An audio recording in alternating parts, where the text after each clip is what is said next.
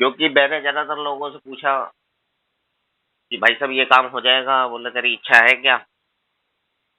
और फिर बाद में बोला कि भाई अपनी इच्छाएँ छोड़ दो, इच्छाओं पे काम नहीं होगा, ज़रूरत पे काम होगा। मैंने कहा भी पहले तो कह रहे थे इच्छा रखो, जब इच्छा रख रहे हैं तो अब कह रहे हैं ज़रूरत होगी पूरी।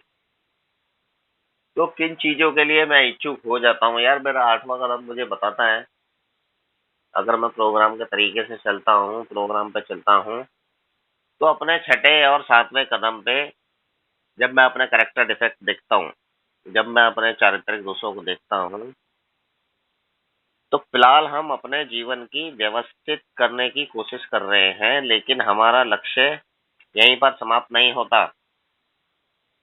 अब छठे कदम में जब मैंने अपने कैरेक्टर डिफेक्ट देख लिए और मैंने जब ऊपर वाले के हवाले अपनी अच्छाइयाँ और बुराइयाँ कर दी, तो मेरा खेल यहाँ पे खत्म नहीं होता। मैंने भैया अच्छा भी दे दिया, अपना बुरा भी दे दिया, अब तो मैं खाली हो गया।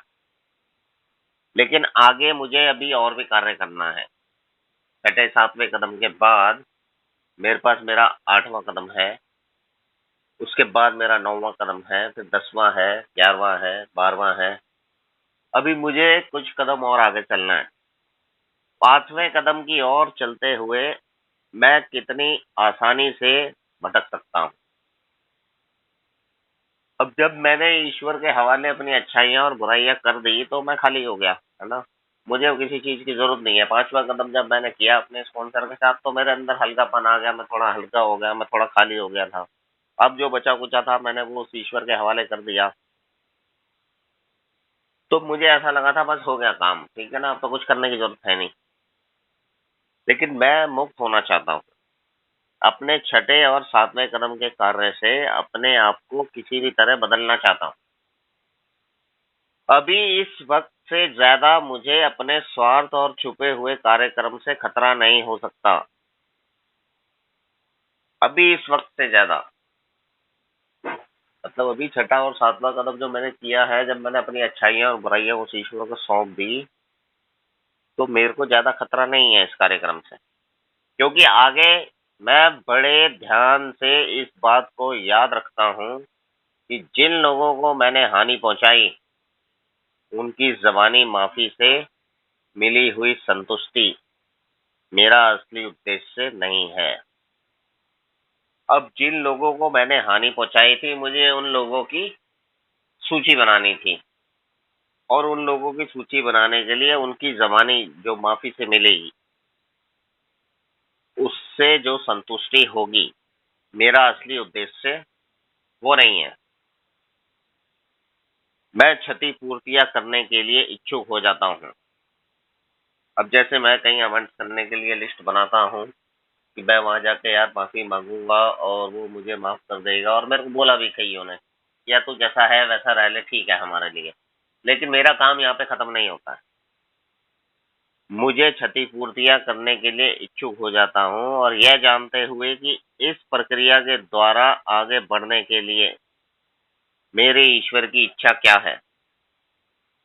और इस क्षतिपूर्तियाँ करने के लिए जब मैं आगे बढ़ता हूँ और मैं जानता हूँ, जो मेरे को थोड़े से और चीज़ें मिली थी साथ में, कि खाली माफ़ी माँगने से खेल खत्म नहीं होता है।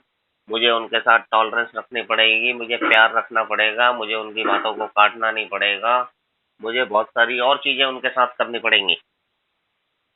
तो मैं इसके लिए ईश्वर की इच्छा क्या है, वह जानने और उस इच्छा को चाहने के लिए मैं जुड़ जाता हूँ और स्वस्थ हो जाता हूँ। और मैं हमेशा ईश्वर के साथ, प्रेयर के साथ जुड़ा रहता हूँ, प्रार्थना करता रहता हूँ उससे, ताकि वो जो नाराज़गी है, जो मेरी पहले थी, उस व्यक्ति के साथ, उन लोगों के साथ, उन चीज़ों के साथ या उन जगहों के साथ, वो अब ना रहे। जिससे कि मैं आगे उस ईश्वर के रास्ते पर और उस ईश्वर के साथ चलने के लिए इच्छुक रहूँ। क्योंकि मुझे आगे भी ऐसा ही रहना है, मुझे आगे भी ऐसा ही रहने की इच्छा रखनी है। मेरी जो बीमारी है वो मेरे ऊपर हावी रहती है। मेरे जो चारित्रिक दोष हैं, जो उभर कर सामने आए थे छठे कदम में, उनको जब मैंने देखा था तो वो मेरे देखने मात्र से नहीं हटे थे और खाली मेरी प्रार्थना करने के मात्र से नहीं हटेंगे। वो मेरे साथ रहेंगे हमेशा। उन्हें मेरे को one day at A time के हिसाब से, एक दिन के हिसाब से अरेस्ट करके रखना पड़ेगा। और उसके लिए अगर मेरी इच्छा होगी तभी मैं उन कैरेक्टर डिफेक्ट्स को, उन चारित्रिक दोषों को अरेस्ट करके रख पाऊँगा। अगर मेरी इच्छा नहीं होगी तो मैं उसको एक दिन के हिसाब से अरेस्ट ही नहीं कर पाऊँगा। कहीं न कहीं मेरी ईगो निकल के आएगी, मेरे को गुस्सा आएगा, मेरे को लालच आएगा, मेरे अंदर बेईमानी आएगी। ये सारे मेरे चारित्रिक दोष हैं जो रोज़ के रोज़ निकल के आते हैं और इनको हटाने के लिए मैं इच्छुक रहता हूँ। मुझे इच्छुक रहना है, मुझे इच्छा रखनी है। बाकी सारे कार्य ईश्वर मेरे लिए करता है, मुझे सिर्फ़ इच्छा रखनी है। जब पहले दिन मैं आया था, मुझे यही बोला गया था, आपकी शराब छोड़ने की इच्छा है, आप सही जगह पर और सही समय पर आए हो। और अब यहाँ 8वें कदम में पहुँचने के बाद भी यही बोला जा रहा है कि आपको अपने कैरेक्टर डिफेक्ट निकालने की इच्छा है, तो आप सही कदम पर पहुँच गए हो।